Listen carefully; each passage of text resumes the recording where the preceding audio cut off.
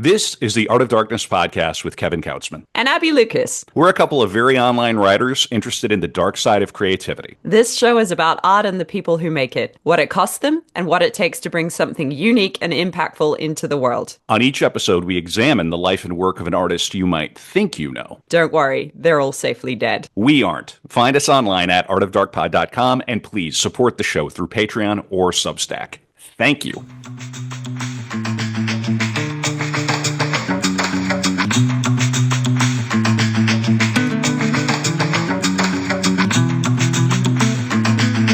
We are back with another episode of Art of Darkness, a podcast about the dark side of creativity. I'm Kevin Kautzman, flying solo today because co-host Abby Lucas is on her way to her ancestral homeland of New Zealand. But we have a great dark room lined up for you. We are going to be talking about Denis Johnson. I am not an expert. We've brought somebody who maybe has a little more expertise or has read Johnson a little more deeply than I have. We have novelist Mark Powell joining the pod for the very first time. Mark, welcome to the dark room. How are you? I'm fantastic, Kevin. Thanks for having me. Yeah, thanks for being had. Where in the world are you coming from, Mark? Tell people about yourself and yeah. Mm-hmm. Yeah, so I am in the southern Appalachian Mountains of western North Carolina. I teach at Appalachian State University, which is in a little town called Boone. I'm about 20 minutes west of that, almost over on the Tennessee line, so pretty isolated. In fact, so isolated I still have a driveway that is half ice and half mud, and my son is having to walk down it 800 meters of just straight down a mountain. So okay, to go to school and things. Actually, to go see his girlfriend right now, but to do everything else, yeah. Okay, all right, okay, yeah. Well, it's okay. He's okay. How old is your son? Do you mind if I ask? No, he's 16, but we're all feeling a little 19th century. You have a 16-year-old? I have a 16-year-old daughter, and I just bought her her first car yesterday. Wow. So what a moment! You try to be relaxed about it and not repeat yourself, but honey, please be careful. Honey, please be careful. Honey, I am a phone call away. Sweetie, I love you. I'm very proud of you. Please, and in any event, no, that sounds great. And so you were saying kind of in the green room before we started recording that you're just up the road from friend of the pod, Aaron Gwynn. Yes, he's down in Charlotte. About 90 minutes away. Mm-hmm. Okay, all right. Fun. So yeah, I'm not too familiar with that part of the world, but you're a professor of creative writing at Appalachian State. Is that right? I am. Yes. Okay. How long have you done that? I have been here this is my 9th year, and I was at Stetson University in Florida for 8 years before that. All right. Well, I mean, Denis Johnson was a professor of creative writing as well, so I'm sure you'll have a lot to say about it. I thought I would start the episode here by reading Johnson's short biography from the Poetry Foundation website, just to sort of reorient people who maybe haven't heard the core episode. They don't know who we're talking about. I thought that might be a good way to begin. And then I also want to tease the After Dark, which we do for patrons. We always do at least 20 or 30 minutes extra behind the paywall. And this year I just started a tradition for season 5. We're going to read at the beginning of every After Dark. I'm going to read a little bit from David Lynch's Catching the Big Fish in honor of the master. And then I thought, because maybe I don't recall on the core episode how much we talked about his poetry. So I thought on the After Dark we could actually read some of his poetry, because we love doing that on Art of Darkness. And then I thought I have another question that's very specific that I'll save for the After Dark. So just teasing that. Best place to go is Patreon, patreon.com/artofdarkpod. So to begin, and Mark, I want to make room for you to talk about your work as well. But let's start by sort of thinking about Denis Johnson and his life. All right. Okay. I'm going to read this. Poet, writer, and playwright Denis Johnson was born in Munich, Germany, where his father worked for the State Department. He grew up in the Philippines, Japan, and Washington, D.C., and earned an MFA from the University of Iowa Writers' Workshop. That's a good school. That's a good program. At one time addicted to drugs and alcohol, Johnson's literary output increased significantly after he became sober. There you go. Good. In 1973, he was homeless in Berkeley, California, an experience he recounted in a New Yorker essay, Homeless and High. Few writers have been so highly regarded in all genres he worked in by critics, readers, and fellow writers. I'd say for sure he's a writer's writer. I mean, he had a career that almost anybody would envy. He told the LA Times in 2014, I get bored quickly and try another style, another genre, another form. To me, the writing is all one thing, or maybe I should say it's all nothing. The truth is, I just write sentences. A little more here. Johnson published his first collection of poems, The Man Among the Seals, in 1969 at the ripe young age of 20. Subsequent collections include Inner Weather, 1976, The Incognito Lounge and Other Poems, 1982, and The Throne of the Third Heaven of the Nation's Millennium General Assembly, Poems Collected Anew. And I remember now, Brad took that title and launched just into an entire episode about the guy who did that piece of art, that sculpture, which is hiding away in well, it's available. You can see it publicly in DC. Fascinating. Brad did a great job with this stuff. Almost done. His poems often depict characters on the margins of society. Reviewing The Incognito Lounge and Other Poems in the New York Times Book Review, Alan Williamson wrote, Johnson convinces me that he suffers over the enemy he describes. He is hard on himself as well as on the culture, and he is agonizingly aware that life can be and has been different from the life around him. He knows how to use his eyes. On his poetic influence, Johnson stated, my ear for the diction and rhythms of poetry was trained by, in chronological order, Dr. Seuss, Dylan Thomas, Walt Whitman, the guitar solos of Eric Clapton and Jimi Hendrix, and T.S. Eliot. Other influences come and go, but those I admire the most, and those I admired the earliest, I still admire them, have something to say in every line I write. All right. And he died in 2017. So turning it over to you, Mark, what does Denis Johnson mean to you as an American novelist I dare say Gen X? Is that all right? Yeah, Okay. yeah, I absolutely think it is, Kevin. I think for writers my age, Gen X writers, I don't know that there's been an American writer more influential. I came to him, it must have been like the late 90s, and I remember I was first trying to write, and I was surrounding myself with people that were also trying to write. Whenever I would ask, what are you reading? Again and again, his short collection, Jesus' Son, would come up. I had no idea what it was. Found it, like most people, I read it in, a sitting and then read it again and again. It's an incredible kind of transcendent book. But then it was his first novel, Angels, that kind of just nailed me. What's so astounding to me about him, and I think this is so rare, and it's even more rare now than it was in the 1990s and early 2000s. Johnson wrote like this kind of junkyard angel. He was always seeking this kind of transcendence, I think, but he was Hmm. seeking it through this incredibly gritty, just absolutely brutal realism. He wrote, I think, probably like four books that are as near to perfect as there can be, but even the books that are sometimes considered lesser works, they fail in the most interesting ways, if that makes Hmm. sense, right? Was it Totally. Faulkner? I think, did Faulkner say that, I think he was asked once, who were the living writers he admired most? And he said something like the one he admired most was Thomas Wolfe. And I think it was like a jab at Hemingway. But he also Mm, said that Wolfe failed more spectacular than other writers succeeded. sure. And I I think, yeah. Hmm. yeah, I think Johnson did that. Like even in his books that didn't quite arrive where they were going, Hmm. I mean, he wanted to touch the hem of the garment. He wanted something that, like Right. fiction can't quite bring us, but it can get us really, really close. That sort of engagement with both the physical world and the idea of like some larger spiritual world that may or may not be there. That's what has engaged me so thoroughly. Mm. Yeah, I this thing you say about failing spectacularly is great. I remember when I was forming as a playwright myself, coming back to the US after a year in England and then devouring all of the great, well, not all, but as many of the great American authors as I could get my hands on. I went through Hemingway, I went through Steinbeck, I went through Fitzgerald, and I went as far, especially with Steinbeck, but also Hemingway, I went as far as to read the Juvenilia. to read the Yeah. junk.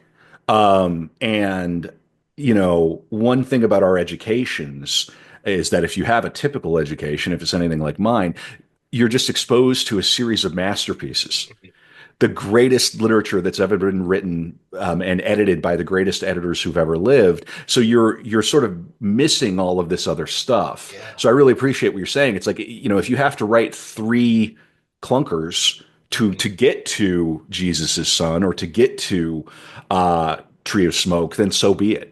Like, and Yeah. that's yeah, and And especially when the clunkers are as fascinating as the near perfect stuff, right?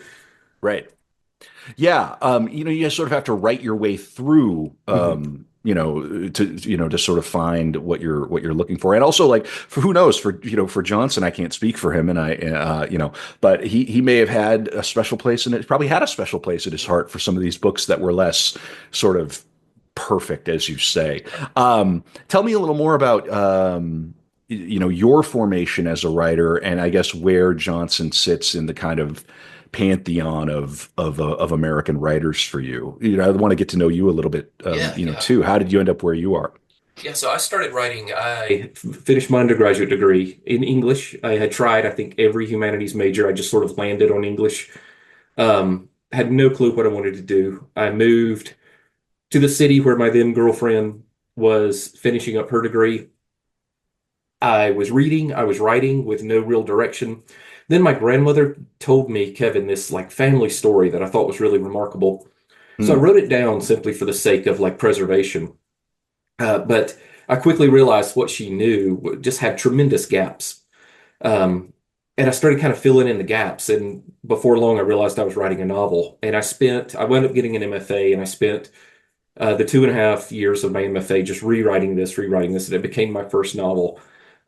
Somewhere in there, toward the end of that period, started reading Denis Johnson, and I've just read him obsessively. He's just a writer I go back to over and over and over again. He is, to my mind, like I feel like there's four writers who have weighed heavily on me: DeLillo, Robert Stone, Joan Didion, and perhaps most heavily, Denis Johnson. mm. It's the it's like the ambition of the books, but it's also just the prose. I mean, like you gave that wonderful intro where he said, "I'm just someone who's trying to write sentences." He wrote sentences like no one else. I mean, they just have this like jagged edge to it. Um, yeah, I think he's. I don't know. I think if you ask writers of my generation, he would certainly be one of the two or three most admired American writers. Yeah, I think that. I mean, I have an MFA too, and although I'm not a prose stylist, I am a prose respecter, and he's one of these names that is tossed around right next to any of the greats, really. And what an accomplishment to do that. Sort of in the post-war period. I am a huge DeLillo Mhm. Yeah, admirer too. Just so, but it very different. yeah, DeLillo is maybe in a suit and tie, and or a tech bro hoodie, yeah. and You can never yeah. imagine DeLillo strung out, right? I mean, you imagine him in like cool control of his Hmm. environment, but he also has that like weird roving intelligence. Kevin, you're a playwright. You've read Sam Shepard, right? Of course. Yeah, I mean, there's something about Johnson that reminds me of Sam Shepard. Absolutely. I could see they would pair well together for sure. And of course, Sam Shepard used to live down the road here with Jessica Oh, Lange. really?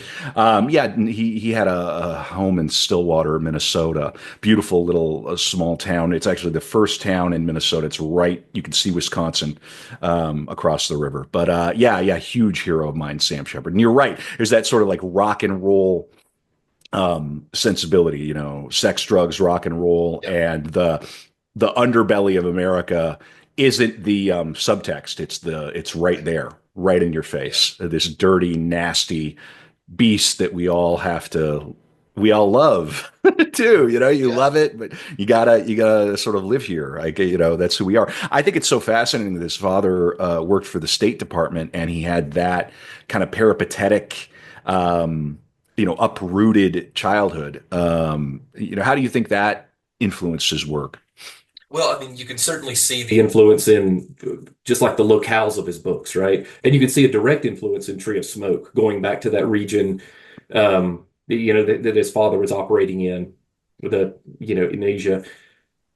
He was restless. I mean, he Johnson lived all over the place. Eventually, right, he settles in Idaho in a pretty rural place. I read once he said, "I'm a city boy who became too paranoid to live in a city." So he said Ooh. he was out in the country in a place where you needed to know how to do things like put chains on your tires and work a chainsaw. And he's like, I don't know how to do either of those, but I can't live in a city either. He bounces around geographically his whole life from Texas to California to Idaho to Iowa. And he bounces around in his work too. He has a wonderful collection of essays called Seek. Um, some of his mostly travelogue pieces, but they're to places like Liberia, Hmm. um, Right. Somalia, I mean, just like the most dangerous places on earth, at least at the time he was going. There's just that, that movement, that restlessness. It's like a through line in what he's doing to some extent, both thematically and geographically. And Well, I've also, I'm sorry. mm. No, go ahead. I was just going to say, I've also read that he speculated that his father maybe was doing more than just working for the State Department. Maybe he was, yeah, who knows, in, Asia in the 1960s there, what he was doing behind the scenes. And that certainly plays into things like The Stars at Noon, right, which is set in Central America in the 80s, Tree of Smoke, right, Vietnam in the 60s, all of these things. Mm.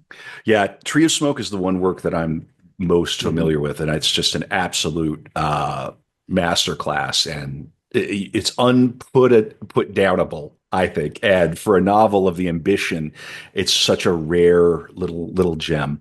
It reminds me of something like Under the Volcano, Oh yeah, and which he was obsessed with. oh, was he? Well, He that was. Mhm. yeah, that comes across. I've got a quote here. Johnson once said, I do believe in Jesus. I believe that he is who he says he is, but I'm also completely skeptical of everything.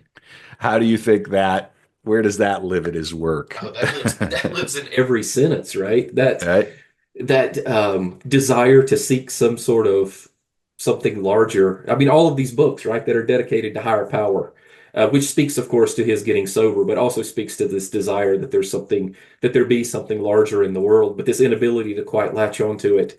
I met him one time, and he was reading at the University of Tampa in Florida, and he took questions afterwards. And I asked him a question. I asked him about the influence of Christianity or his religion on his work, and he gave me a great line. I saw later he used it in an essay, so I think it was a canned line, but nevertheless, he said, "I have quit talking about God because, as far as I know, God's not talking about me." But he said subsequently that he had once landed in Germany and he was really jet lagged, and he went on this like an interviewer asked him about his religious beliefs, and he went on like this 90-minute jet lag induced jag about things, and he regretted it ever since because he said it's just something unspeakable. And I think that's what he was trying to figure out in his work, right? He was trying to, I don't know, I don't think he was trying to write himself toward any sort of answer, but he was certainly sort of writing so that the books would accompany him through the journey. Mm, right. Yeah. Um, Getting back to what we were talking about, sort of his mobile self, his peripatetic self, rootless, sort of, but American, rootless but American, and that's the American mode. Mhm. Is that rootlessness? I mean, prior to the internet kind of calcifying our identities in this silicon matrix, you could grow up a little, a Jewish kid in Minnesota, put a guitar over your shoulder, steal some records from somebody at the University of Minnesota, and end up in New York as Bob Dylan. Right. And nobody would know. You could come right off the farm and completely reinvent yourself. You could still kind of do it, and we still, a lot of that energy has been displaced to the internet and anonymity on the internet. We've got a lot of people pretending to be something they're not online, and it's a very American thing. Um, so I guess what I'm saying is it seems right to me that this voice, who was able to capture a particular corner of the American experience in such a full way, would come out of that kind of rootless background, and that paranoid background. That's another thing that we're very good at in the United Right. States, Yeah. is Paranoia. So where do you think paranoia sits in his work, and that sense of feeling like somebody's out to get you, or maybe you're missing a trick? Yeah, no, that's a great question. That kind of ties to some extent back. We mentioned DeLillo earlier. Hmm. Paranoia is rife in everything DeLillo writes. I Yeah. wonder, Johnson, by his own accounts, just wasted away his 20s. He published a book of poetry, right? You said 19. Um, Oh, let me see if I can is that find it. It right? was very early. It Was was he 19? 1969. So maybe 20. Yeah, he No, was 20 years yeah, old. He 20, was 20 20 years years old. old. Yeah. Yeah, yeah. Mhm. And then like he apparently spends basically the next decade or most of the next decade in the throes of addiction. Sure. Right. I mean, like a lot of lost time, a lot of traveling around the Midwest just looking for a fix. You wonder what that does to one's long-term view of the world, if that just sort of creates this kind of paranoia. And maybe Mm. too is his father's job. I don't want to psychoanalyze the man, but Sure, certainly that had to sure. play into it. Hmm. Um, Yeah, I mean, and now, with the advent of the internet, we're all kind of conspiracy theory is no longer the fringe, it's the mainstream. And, this was a different time where there were still three major networks and right. consensus reality Yeah. was intact. But of course, a mind like Johnson's would have been piercing through and seeing, frankly, bullshit for Yeah. for what it Yeah. is. Well, I've asked a few questions about Johnson. Let me get to tell people a little more about your work, Mark, and your writing and your novels. And I hate to ask the question. I'm going to ask the question. What are you working on? Tell us about yourself Yeah. Well, I and appreciate where. the question. Well, I know, but I know it's the question, right? Yeah. But yeah, no, where can people find your work, etc.? Yeah. Sure, yeah. So I've written nine novels. From the first one was 2002. The most recent one was early last year. My most recent novel went out, Kevin, actually on submission Friday. So Hey, send it some good luck. congratulations. Oh, All thanks. right. Yeah, Okay. Okay. All right. yeah, What's that one about? Do yeah. you So care to share? no, yeah, I'm happy to share. So I grew up in rural South Carolina, like right where North Carolina, South Carolina, and Georgia meet. There's a really beautiful river there called the Chattooga River. It's kind of made famous by Deliverance, the James Dickey book Oh and yeah. movie, of course. Yeah, so Sure. Oh yeah. there is a dam on the end of that river. It's a wild and scenic river, but it's dammed, and it's been dammed for about 100 years. There's the possibility in the next few years that that dam will be removed. It would be an environmental boon. It would free up like 4 more miles of wild and scenic river. It would be beautiful. It would just be fantastic. All reasons point to doing this, except that it is rural South Carolina and Georgia. It forms the border between them, and there are some militia elements there that don't want to see it happen. In fact, they have said openly that they would sooner seize the dam than allow the dam to be removed. Simply like to. The idea is not to have the federal government interfere, but it's actually it's owned by a utility. So it's Okay. not even the federal government, but Hmm. that's some niceties that maybe aren't concerned to people.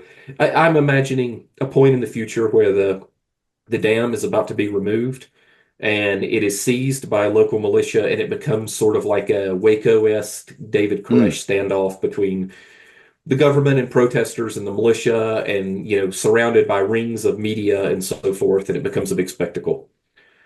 That is great. the yeah. Yeah. Does it have a title? It does. It's a play on a Graham Parsons album. It's called Hmm. Grievous Angels, Okay. plural. Nice. Yeah, he had a Uh-huh. song called The Return of the Grievous Angel, and his music in that song particularly play a role in the book. So Cool. Hey, listen, that yeah. that sounds like my cup of tea.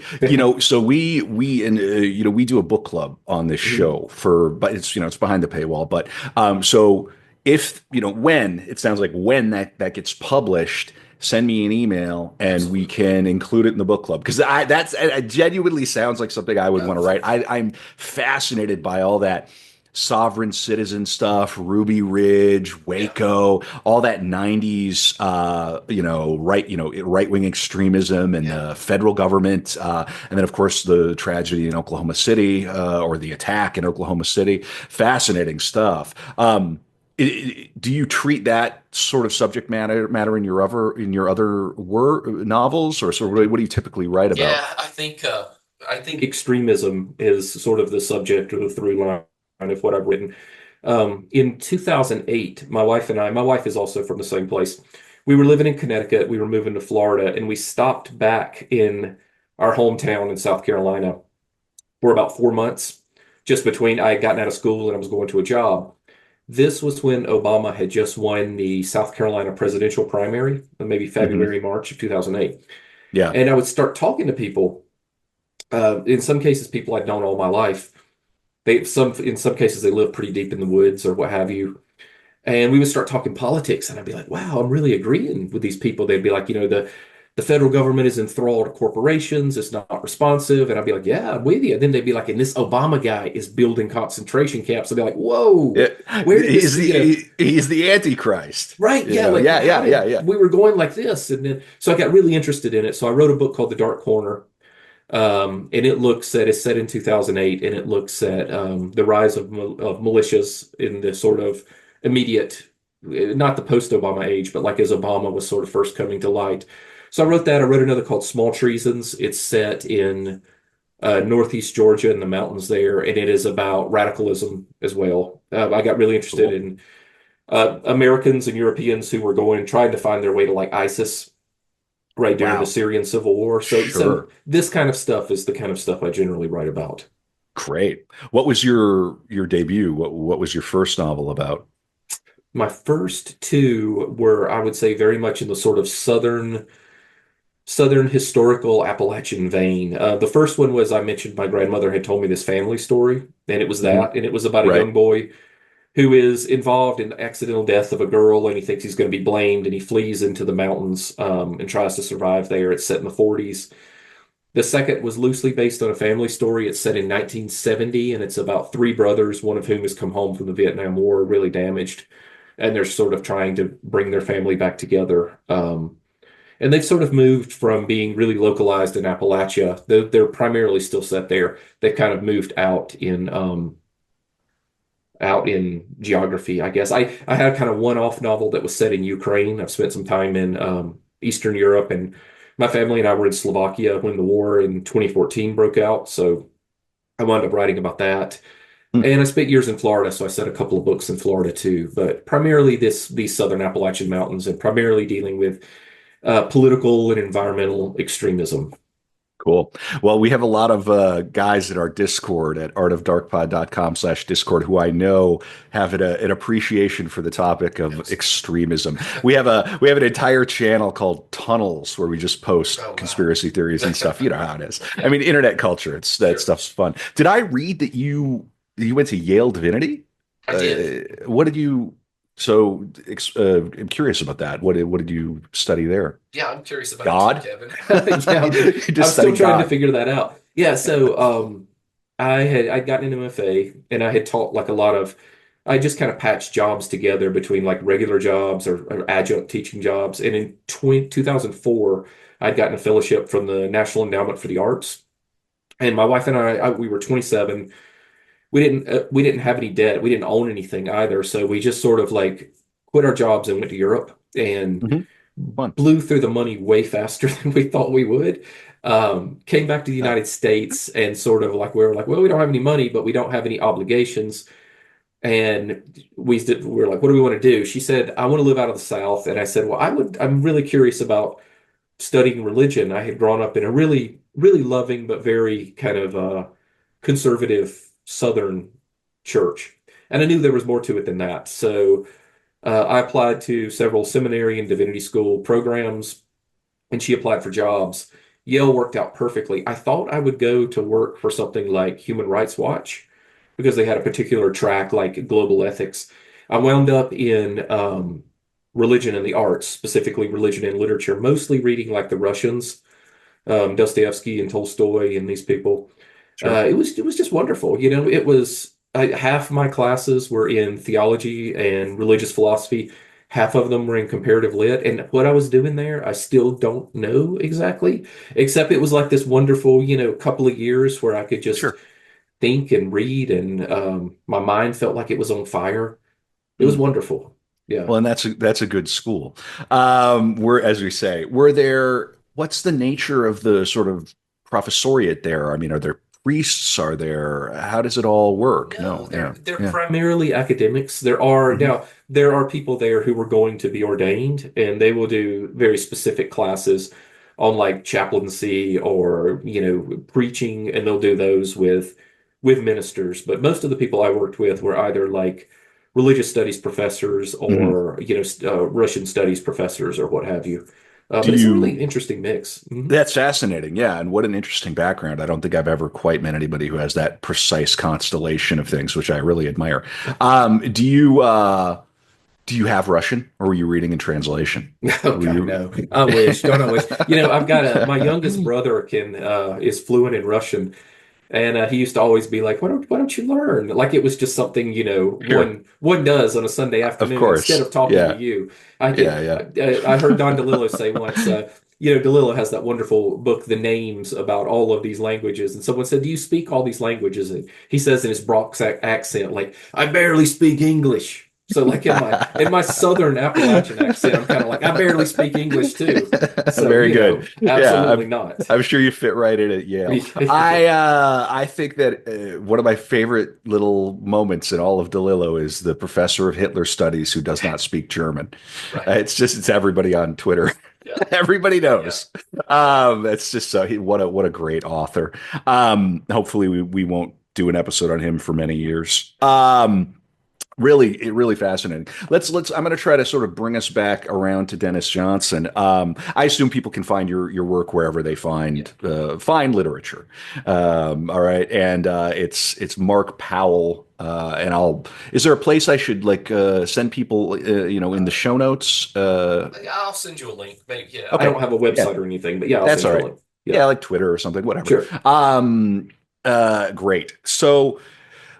This is not necessarily about Denis Johnson directly, but I have to ask the question as a Southern author, what does Faulkner mean to you? Was Faulkner one of your germinating Yeah. influences? Yeah. Who was it?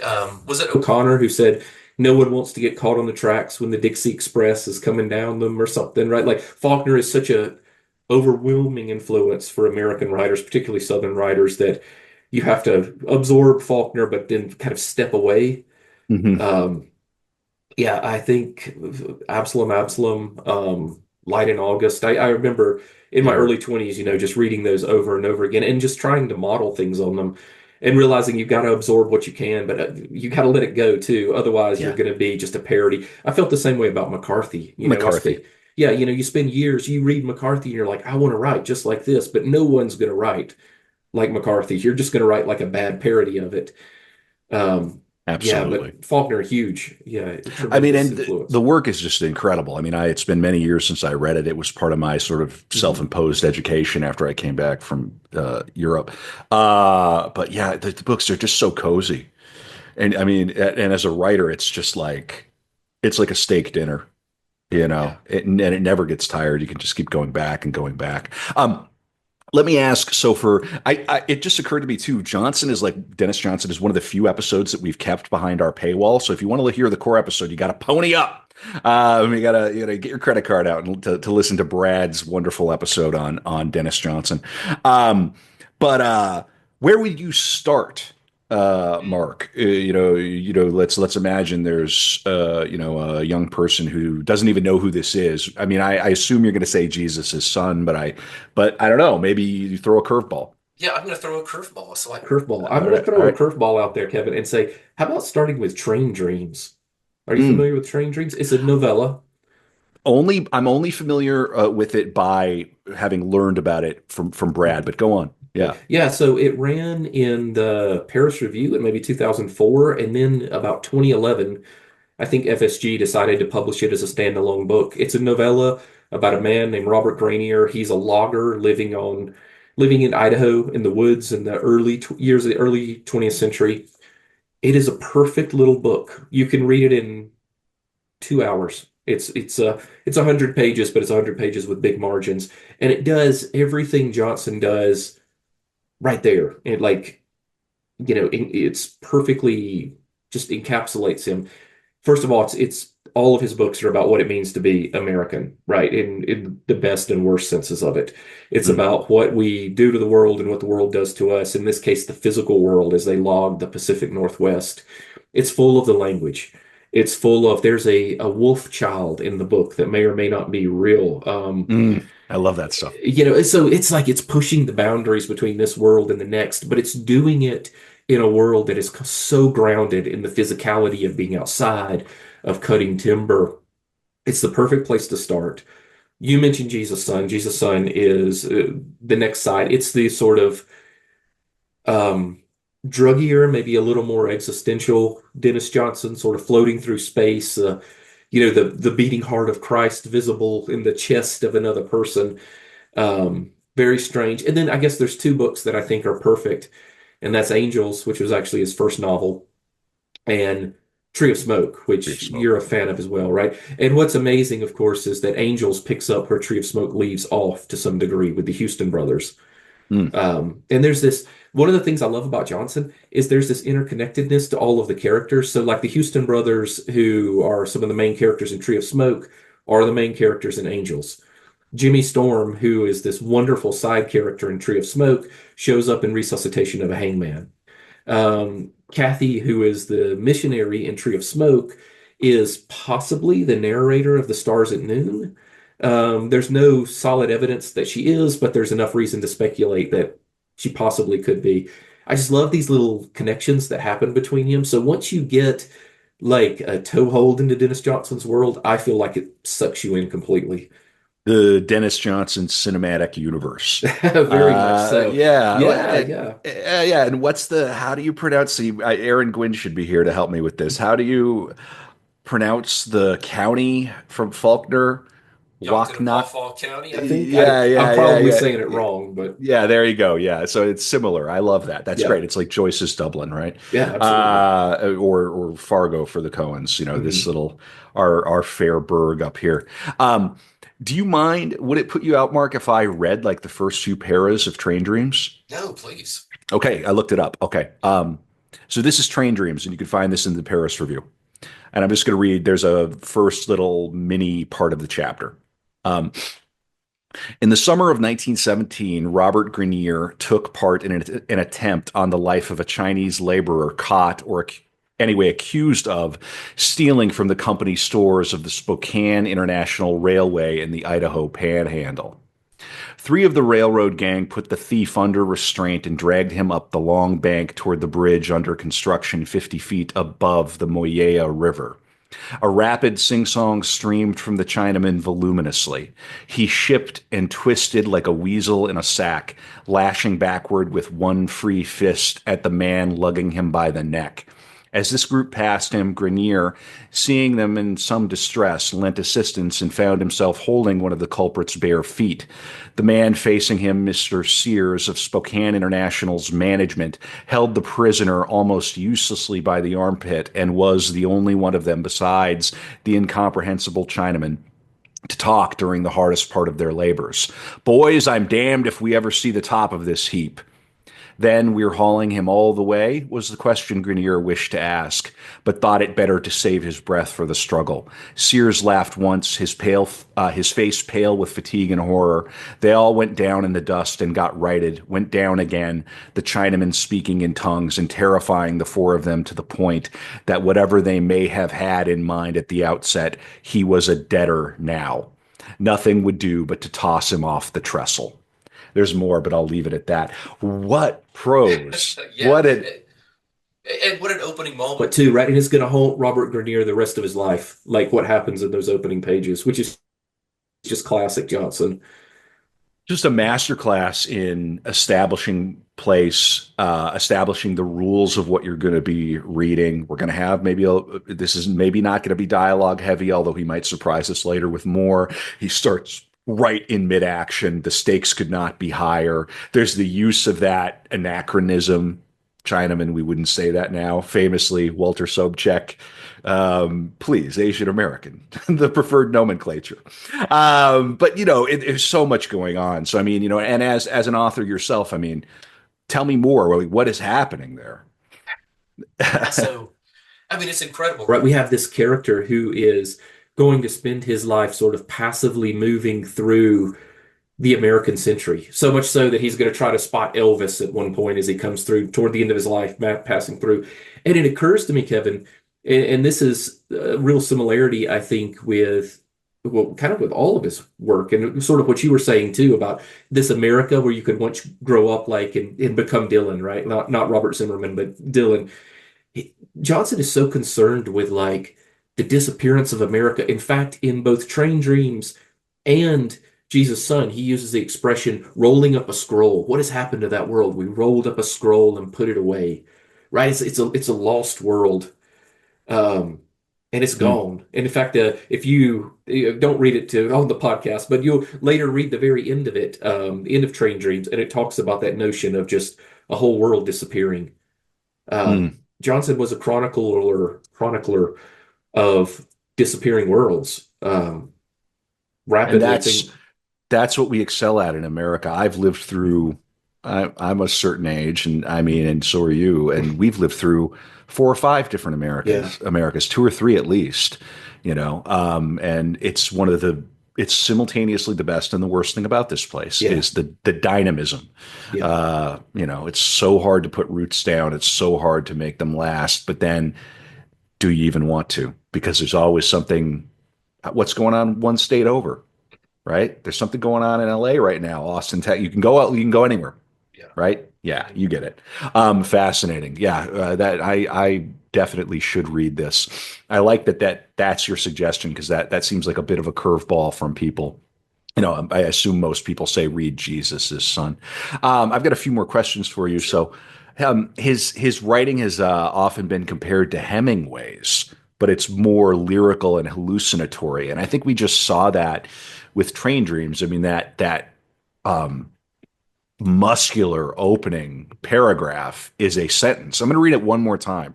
In the summer of 1917, Robert Grenier took part in an attempt on the life of a Chinese laborer caught, or anyway accused of, stealing from the company stores of the Spokane International Railway in the Idaho Panhandle. That sounds like a Hemingway line, doesn't Yeah. it? Oh, yeah.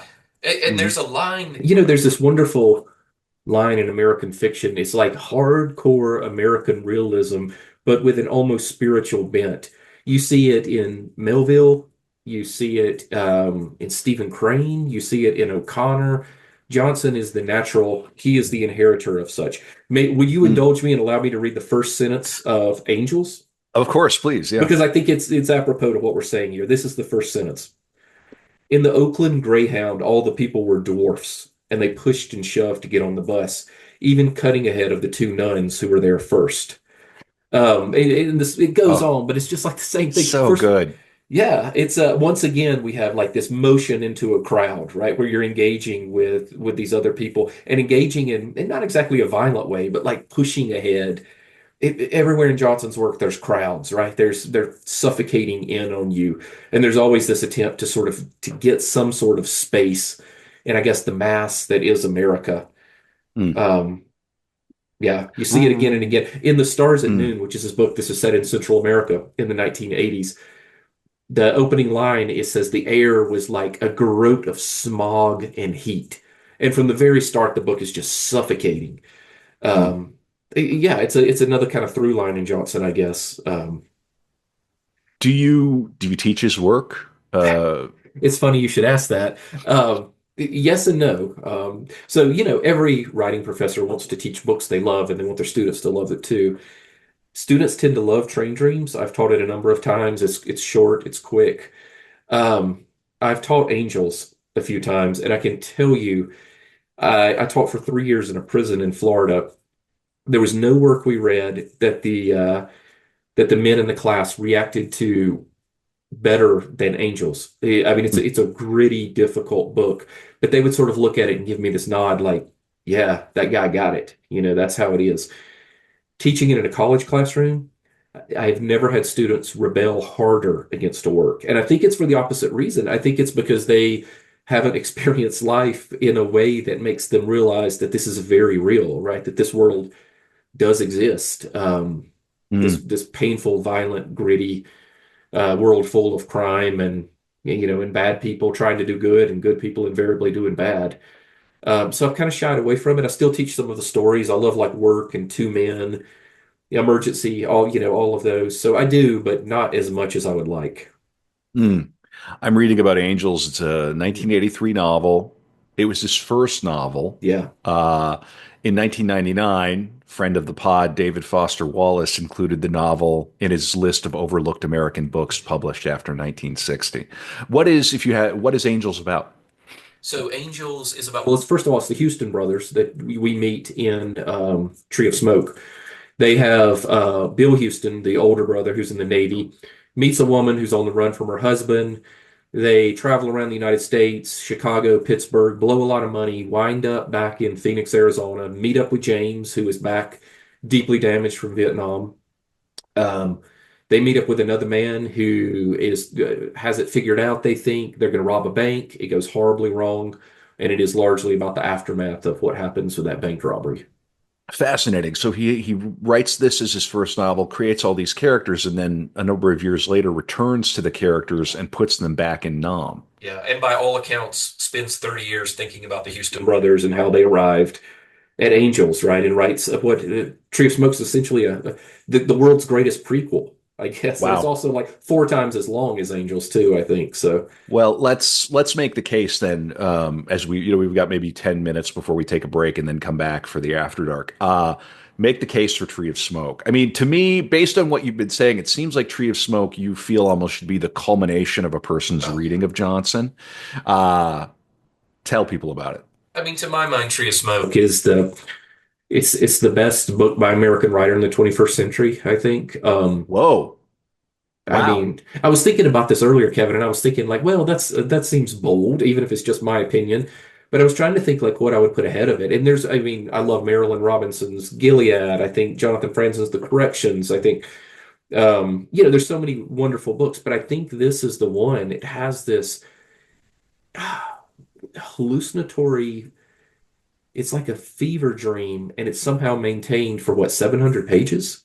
Oh, I mean, And it is, it's a door stopper, yeah, and it but it absolutely. doesn't feel like it. Oh no, it gains speed. Like the last 100 Yeah. pages are absolutely manic. And it's, I think, that maybe the best book about what we sometimes call like the American century, right? Which is Hmm. really like, I don't know, American 70 years or something. It's about hubris, it's about excess, it's about Violence. violence, it's about ideals that get twisted into horrible ends without ever intending such.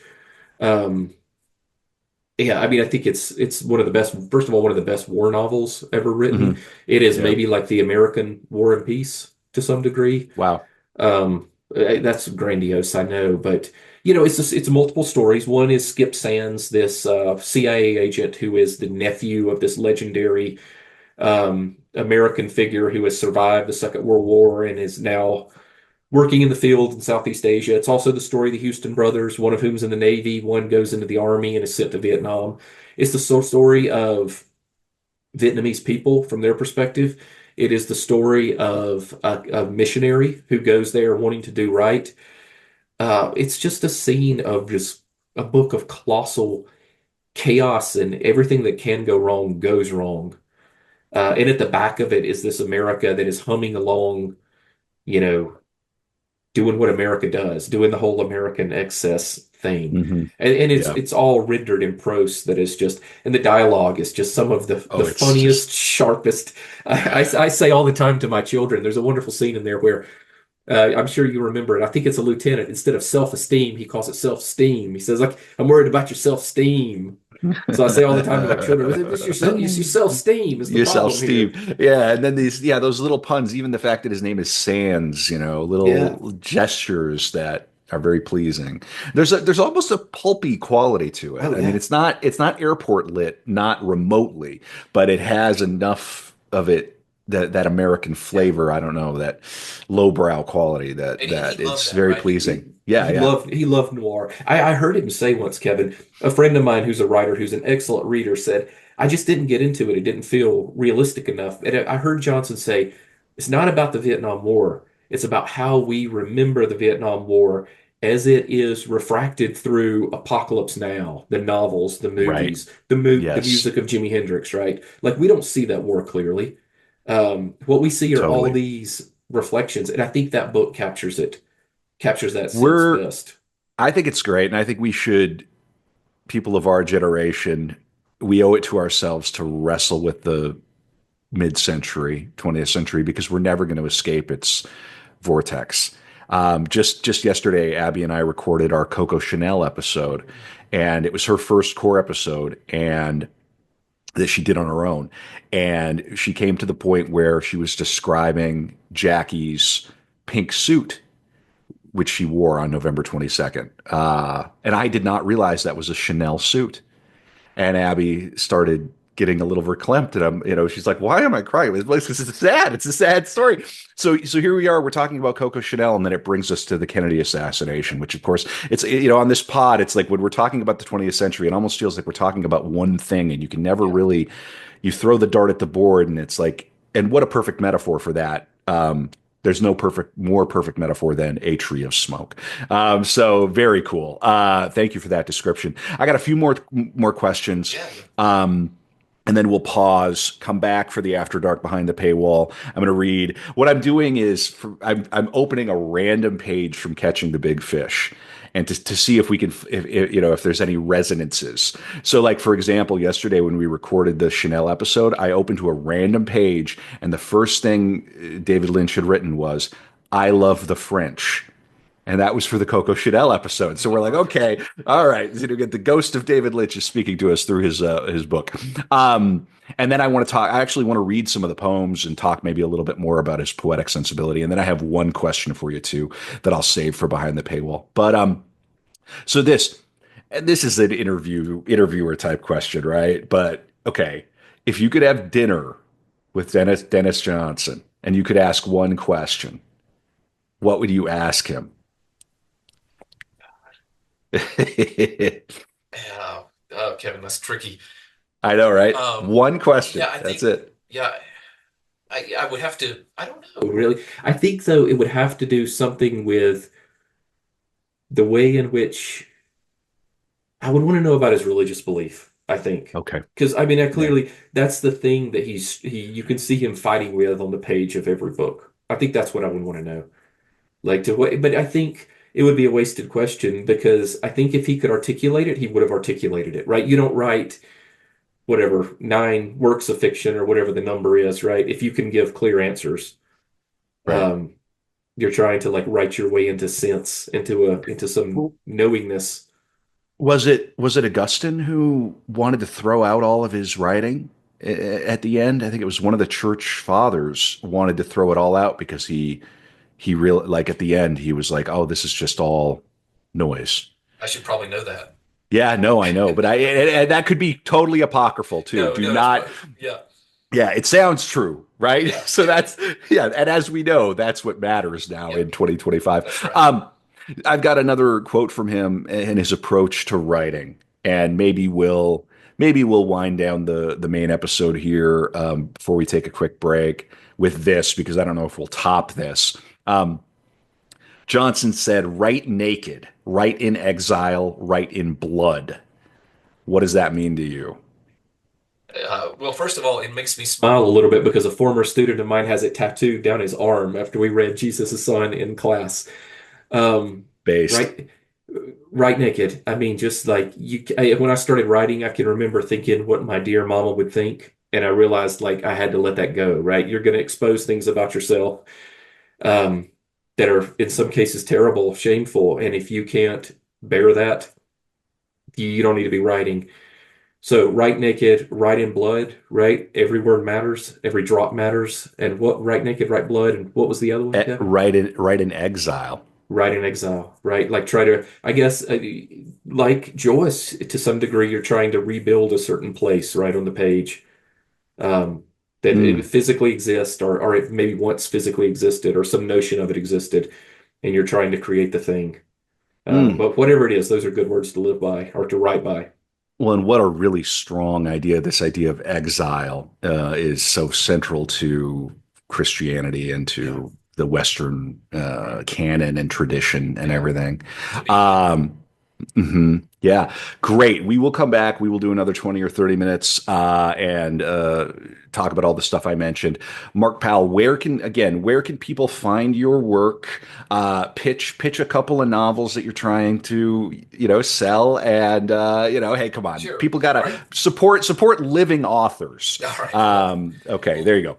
well, I will throw out. I had a short novel. It's my most consciously Johnson-esque novel. It's called Hurricane Season. It came out in 2023. It is loosely autofiction, but not exactly. But it's about the 3 years I spent teaching at a prison in Florida, and one of the men, and what happened to him after he was released.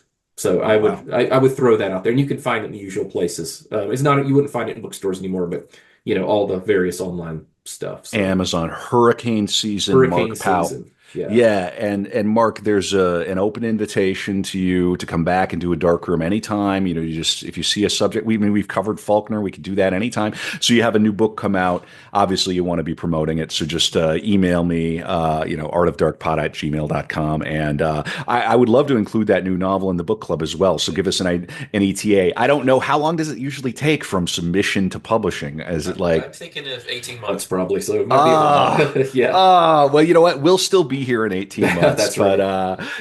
though it's good though. It's being published the proper way. It's not just some Amazon, da da da. Are you excited to work with an editor on that? Yeah, Yeah, I'm looking forward to it.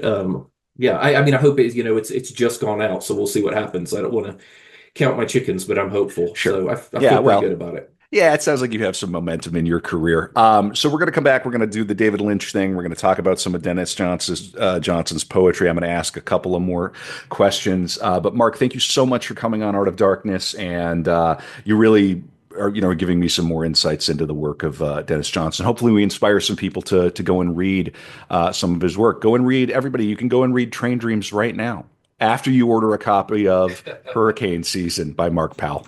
Thank you, All right. David. Okay. See you in a few minutes.